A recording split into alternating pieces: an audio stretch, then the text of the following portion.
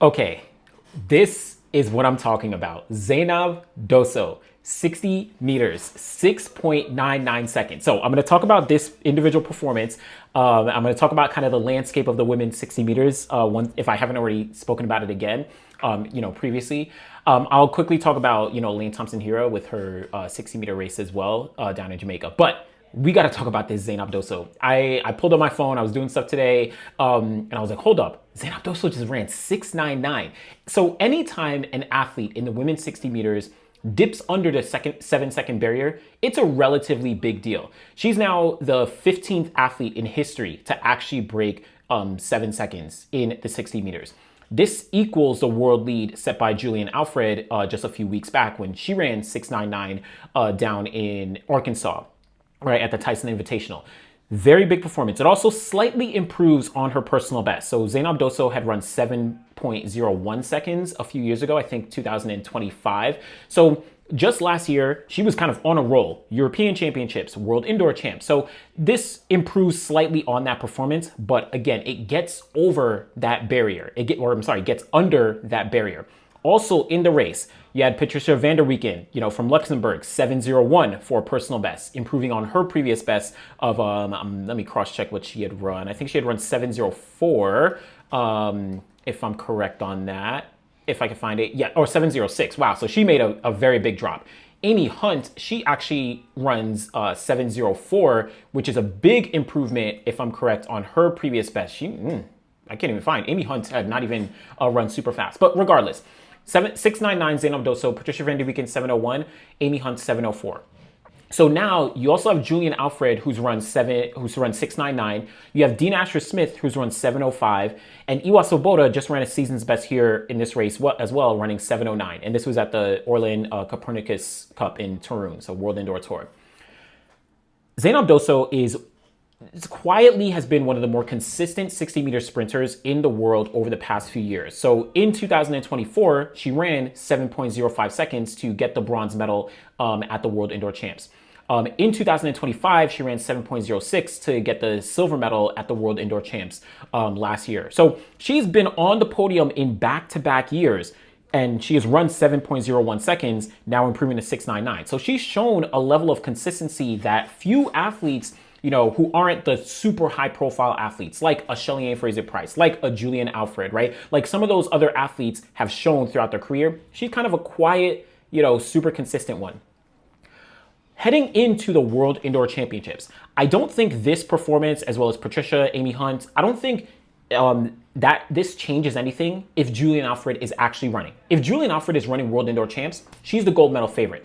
If anything, to me personally, I think performances like these will give more incentive and almost metaphorically or, push Julian Alfred. I say metaphorically, I'm thinking like that mental aspect of knowing my competition is coming, right? That might push Julian Alfred to get to that world record that, we know that she's very close to. And we know that, I know for a fact that she's and Coach Phil have been targeting that world record of 6.92 set by Privalova all the way back in 1993.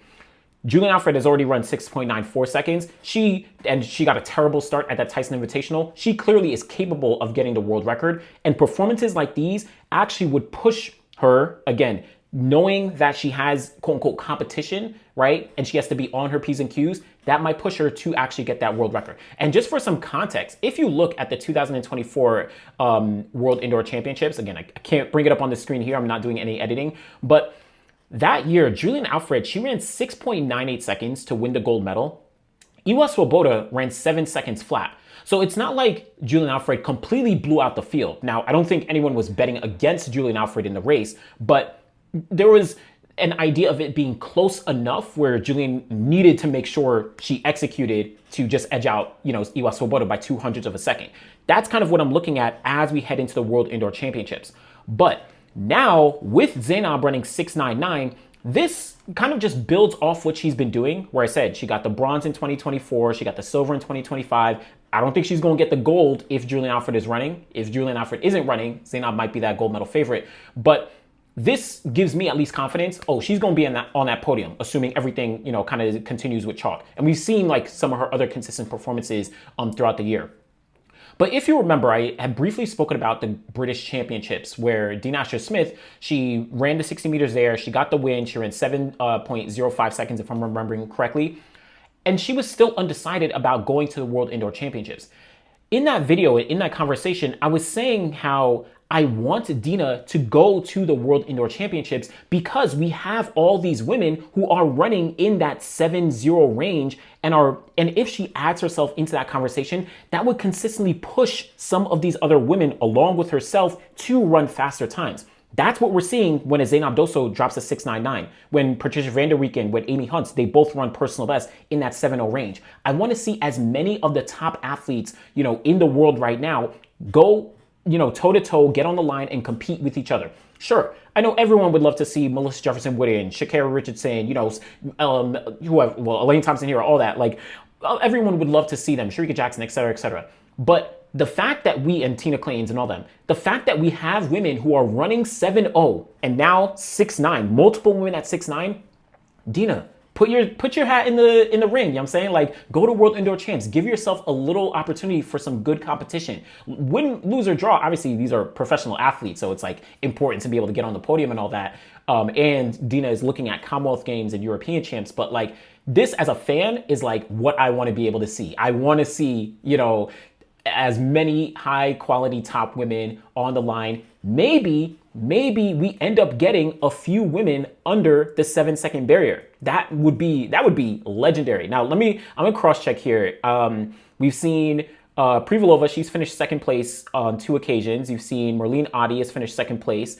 Let me see. I'm just cross-checking. We've seen Morikai Briscoe finish second place. So in history, there's been 4 times where sub 7 seconds has not won a race.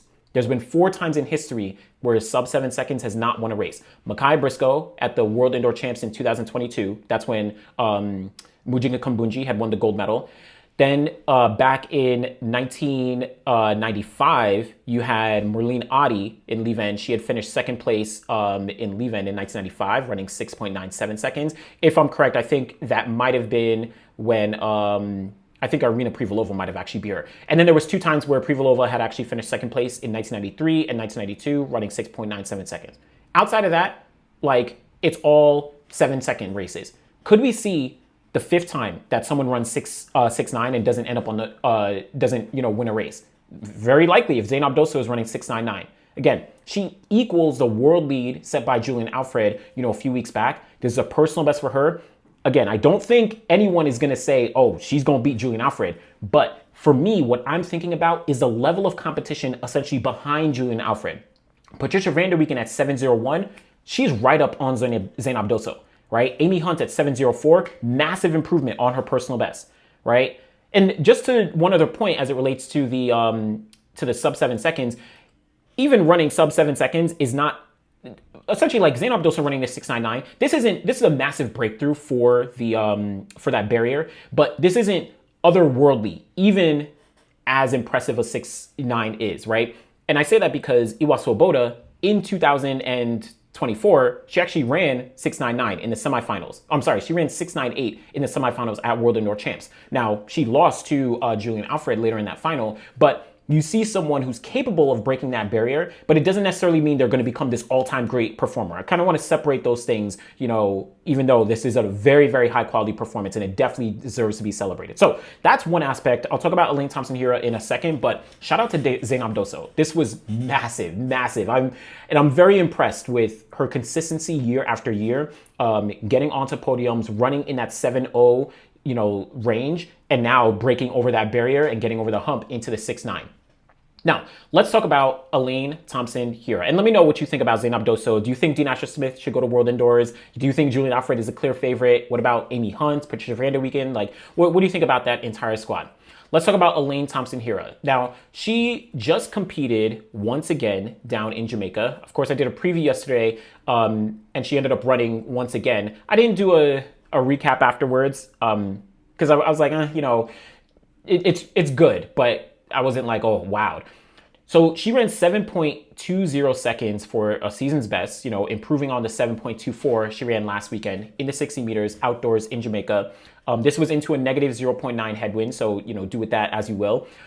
For me, now obviously everyone has been clocking me like, oh, listen, this is a much, much better race and gives me another level of confidence for what she's going to be able to do as we go throughout the year. I think if she was to, I don't know about right now, but I'm very, very confident now that she's capable of breaking the 11-second barrier and, potentially going even faster as the year progresses, depending on if her health remains steady. She did win the race. I don't think that's too much of a notable thing. Yes, like she won the race, wasn't a super, super high quality. Someone could feel free to cross-check me, and I know someone's going in the comments and like, no, like that.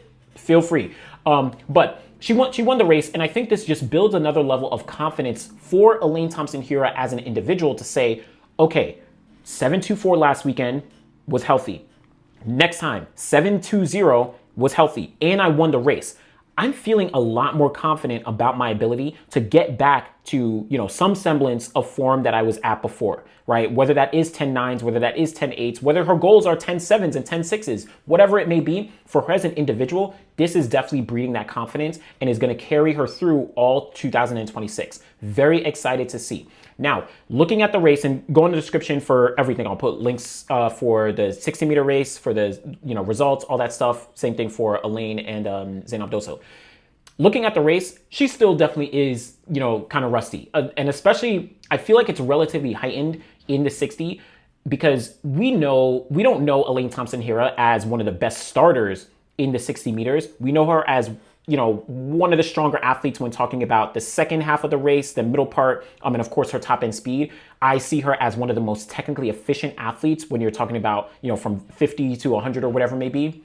But she definitely looks like she's coming back, right? She looks like she hasn't raced in a long time, especially that first part of her race. But I'm excited for the progression. I'm excited to see how this, consistently builds her confidence back after literally 2 years off from the sport. June 2024 is the last time that Elaine Thompson-Herah ran, and now she's back with two 60-meter races in the 7.2 range. Now, before I end off, let me be very clear.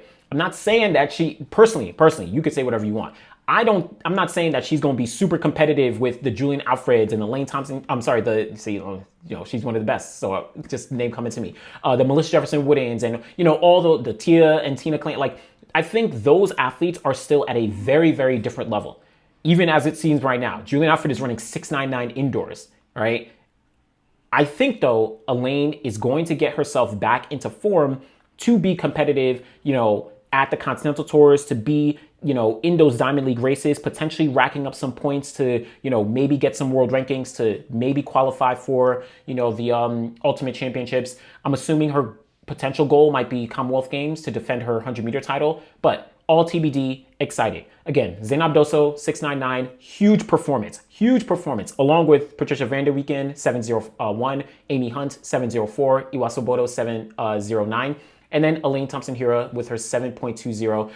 Go in the description. You can find the links for, results and videos, and let me know what you think about both the Zaynab Dosso in the 60 and Elaine Thompson-Herah in the 60. Appreciate y'all.